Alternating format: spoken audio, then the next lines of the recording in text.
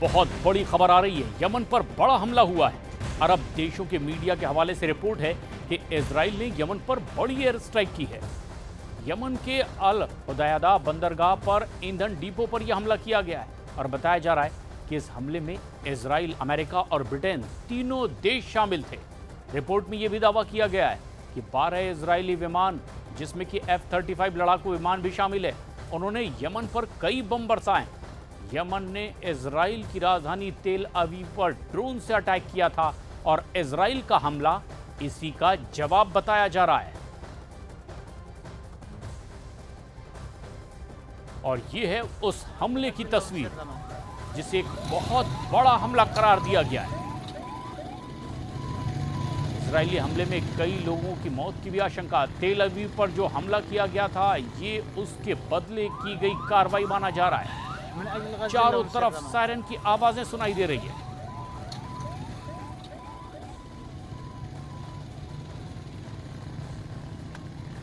Hezbollah ने Israel को बहुत बड़ी वार्निंग दे दी है।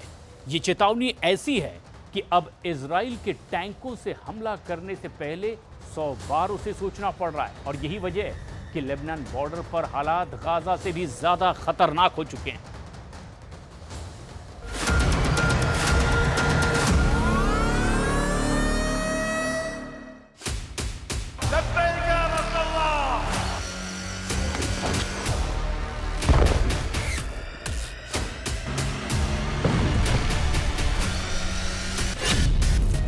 हिजबुल्लाह ने मार दिया मरकावा टैंक।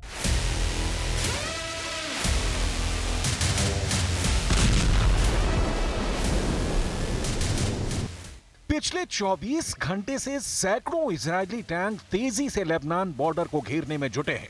दावा किया जा रहा है कि इजरायल लेबनान पर अब तक का सबसे बड़ा जमीनी हमला करने जा रहा है, जिसमें बहुत बड़ी संख्या में टैंक शामिल किए गए हैं। खबर तो यह भी है कि हिजबुल्लाह ने इजरायली टैंकों को तबाह और बर्बाद करने के लिए जमीन पर बड़ी तैयारी कर दी है। हिजबुल्लाह के दावों के मुताबिक हिजबुल्लाह चीफ ने इजरायल को खुला चैलेंज दिया है कि अगर लेबनान पर टैंकों से हमला हुआ तो एक भी इजरायली टैंक नहीं बचेगा।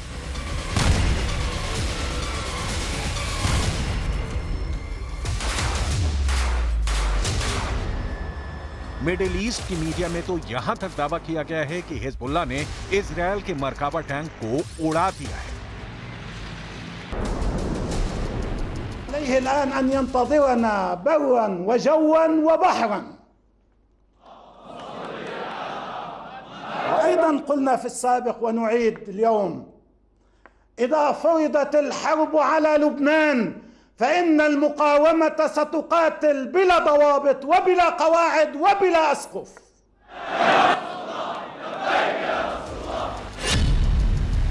टैंकों के उड़ाए चीथड़े, लेबनान में इजरायल की हार।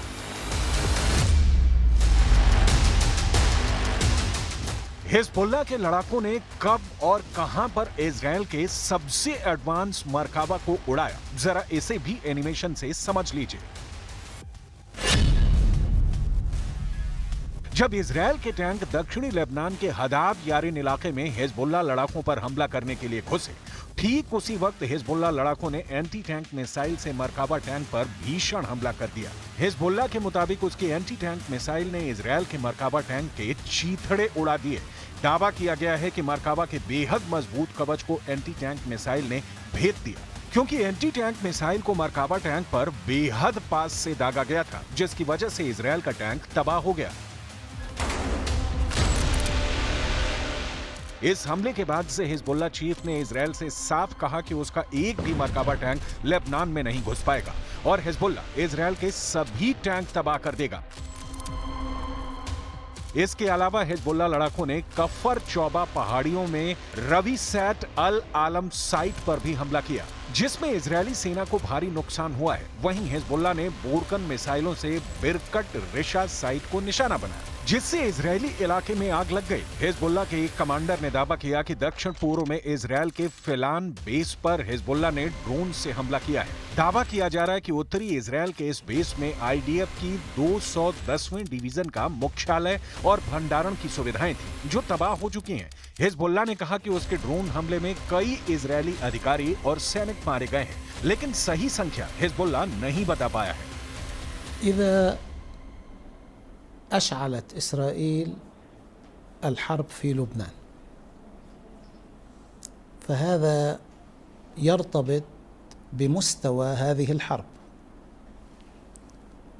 ولا أحد يعلم تداعيات إشعال الحرب لبنانيا وإقليميا بل حتى دوليا.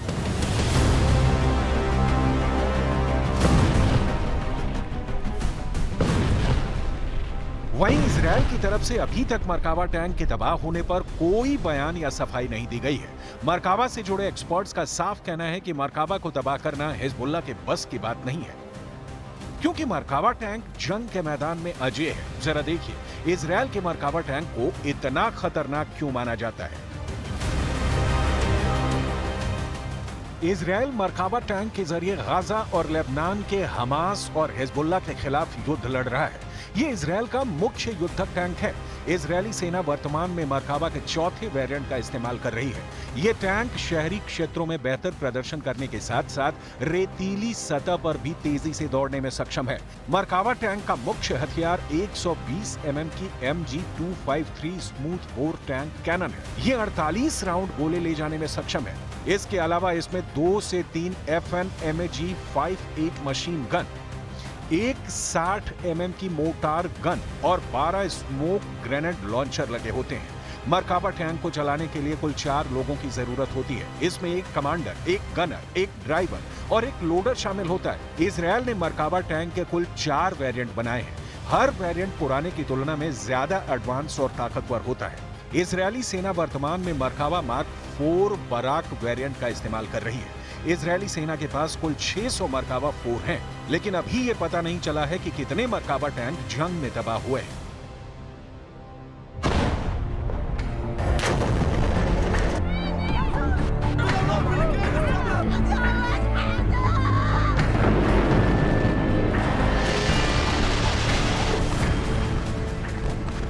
गाजा युद्ध के साथ साथ इजरायल ने लेबनान युद्ध में भी अपनी बढ़त बनाने के लिए हमले तेज कर दिए हैं। पिछले 9 महीने में इजरायल हिजबुल्लाह और लेबनान के अंदर 6000 से ज्यादा हमले कर चुका है, जिसमें सैकड़ों लोग मारे गए हैं।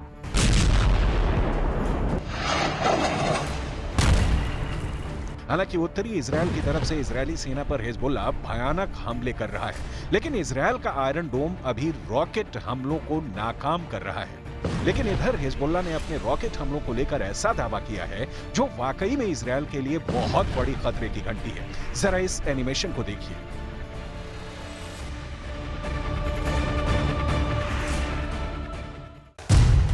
हिजबुल्लाह के दावों के मुताबिक 16 और 17 जुलाई को हिजबुल्लाह की रॉकेट ब्रिगेड ने उत्तरी इजरायल पर भयानक रॉकेट हमले किए हैं। दावा तो यहां तक किया जा रहा है कि हिजबुल्लाह ने 4 चरणों में लंबी दूरी के 100 से ज्यादा रॉकेट इजरायल पर दागे हैं, जिसकी वजह से इजरायल के किर्यत शमोना इलाके में भारी तबाही हुई है। हिजबुल्लाह ने हमले की 4 लहरों के जरिए रॉकेट दागे थे। शुरू में 40 रॉकेट दागे और फिर 60 रॉकेट और दाग दिए, जिसकी वजह से इजरायल का आयरन डोम नाकाम हो गया है और हिजबुल्लाह के रॉकेटों ने भारी तबाही मचाने का दावा किया है। जानकारी ये भी है कि इस हमले में एक इजरायली सैनिक की भी मौत हो गई है। الآن أن ينتظرنا برا وجوا وبحرا. وأيضا قلنا في السابق ونعيد اليوم: إذا فرضت الحرب على لبنان فإن المقاومة ستقاتل بلا ضوابط وبلا قواعد وبلا أسقف.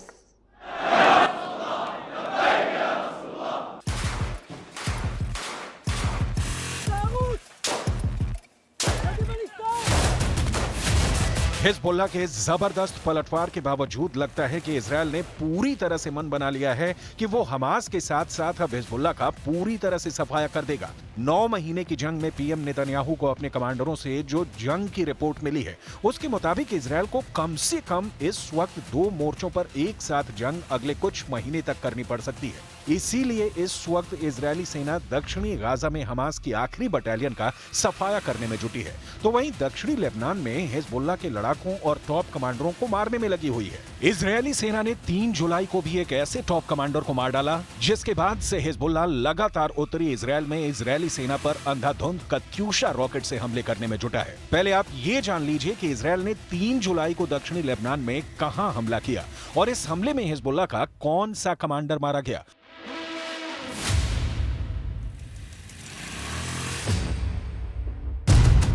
पश्चिमी और मिडल ईस्ट की मीडिया के मुताबिक इजरायली सेना ने दक्षिणी लेबनान के होश इलाके के टायर इलाके में हमला किया है।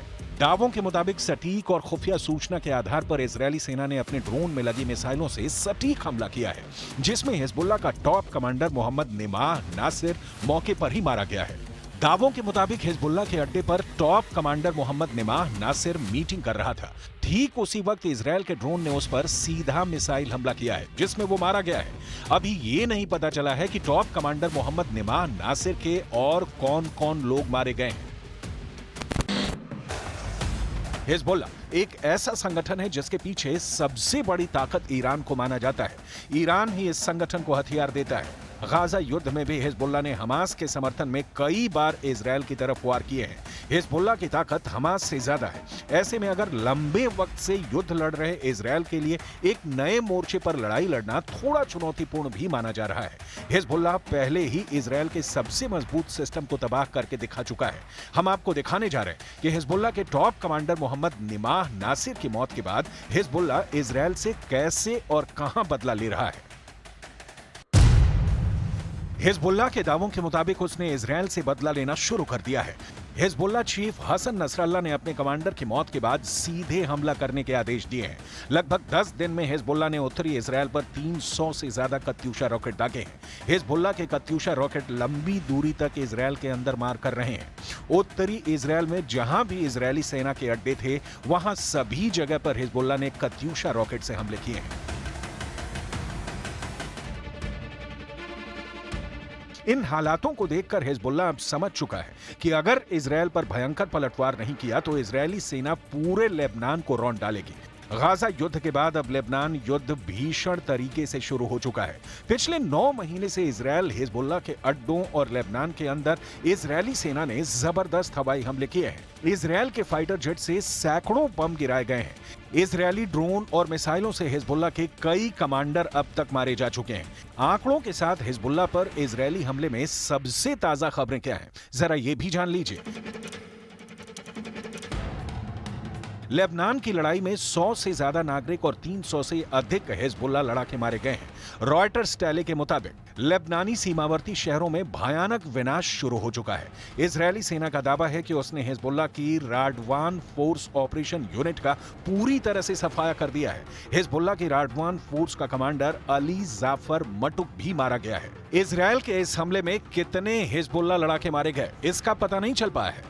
कीमत חיזבאללה כל יום מכות קשות מאוד, ואנחנו גם נגיע למצב של מוכנות מלאה לעשות כל פעולה שנידרש בלבנון, או להגיע להסדרה מעמדה של כוח.